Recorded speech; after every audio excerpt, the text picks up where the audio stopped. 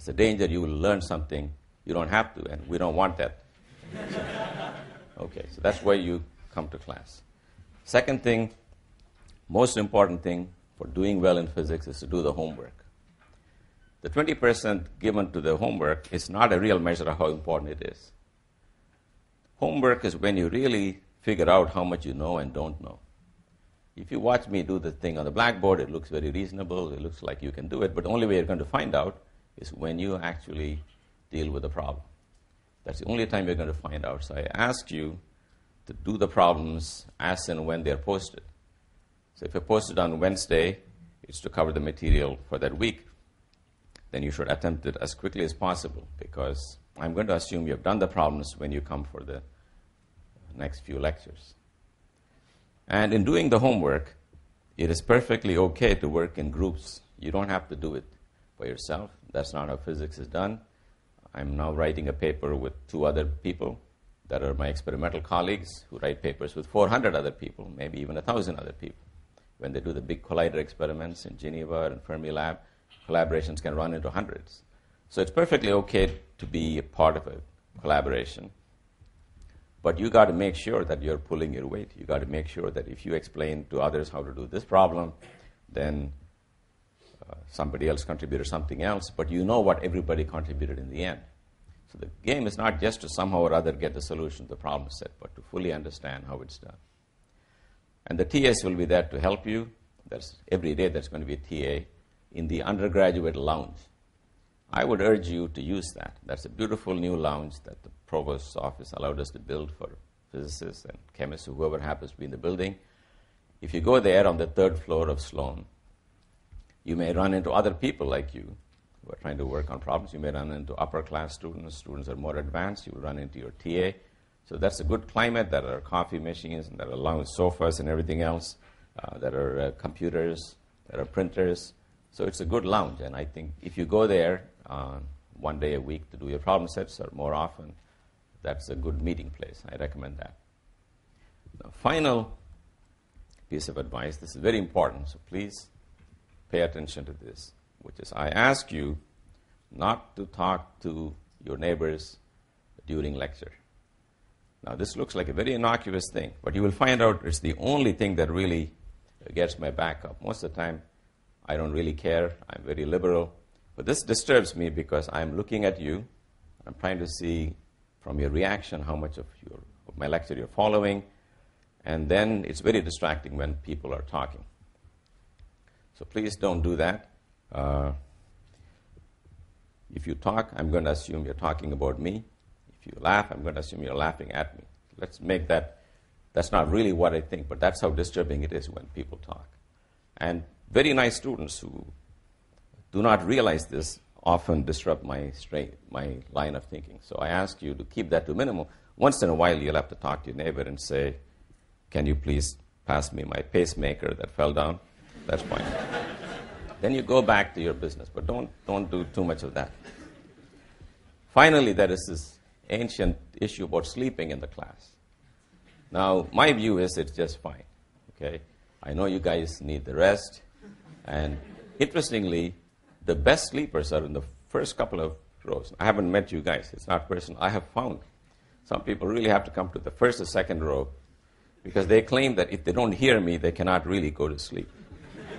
Now, that was true in Sloan, but I think Luce has got very good at acoustics, so you can stretch out in the back. But my only criterion is if you talk in your sleep. No, that's not allowed because talking is not allowed. Next, if you're going to sleep, I ask you to sit between 2 non-sleepers.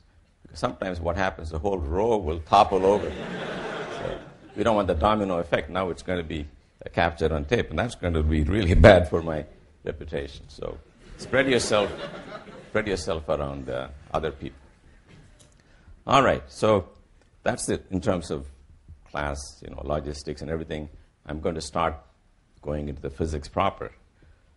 I will try to finish every lecture on time, but sometimes if I'm in the middle of a sentence or in the middle of a derivation, I may have to go over by a couple of minutes. There's no need to shuffle your feet and move stuff around. I know what time it is. I also want to get out like you guys, but let me finish something. Other days, I may finish a few minutes before time. That's because the ideas of physics don't fall into 75-minute segments, and sometimes they spill over a little bit.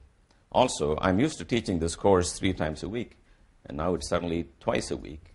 And so things that fell into nice 50-minute units are now being snipped up different ways, so it's pretty difficult. So even for me, some of it will be new, and the timing may not be just right.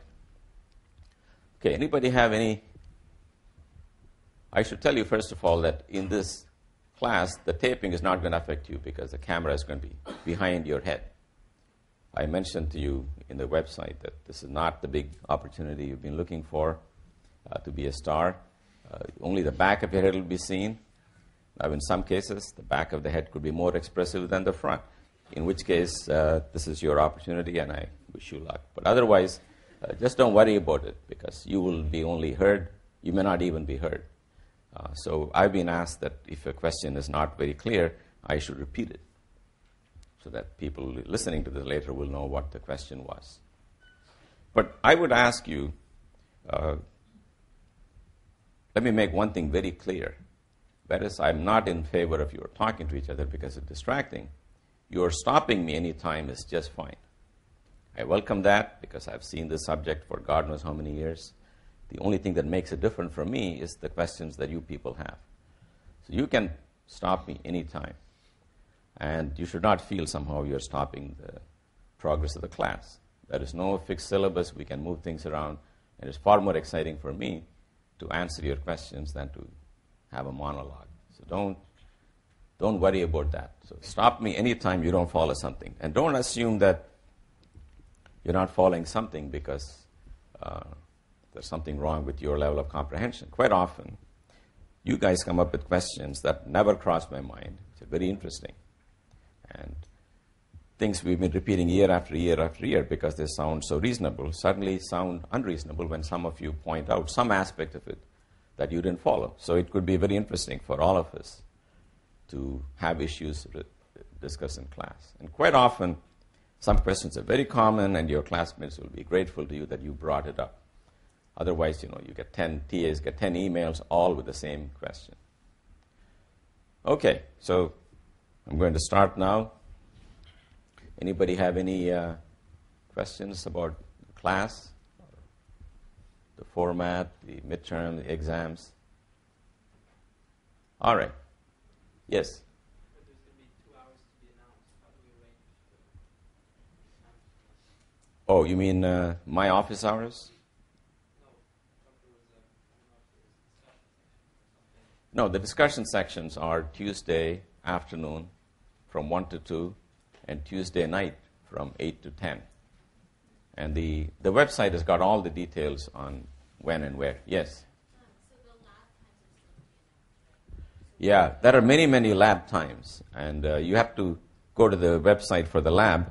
And by the way, that reminds me, I got here lots of flyers given to me by the director of the laboratories, which will tell you which lab is the right lab for you. And they're offered many times a week. Yes? As far as learning the material, just from your class, how important is taking the lab concurrently with this class? I think it's a good idea to take the lab, because particularly in this particular class, because I don't have any demonstrations. They're all in the other building.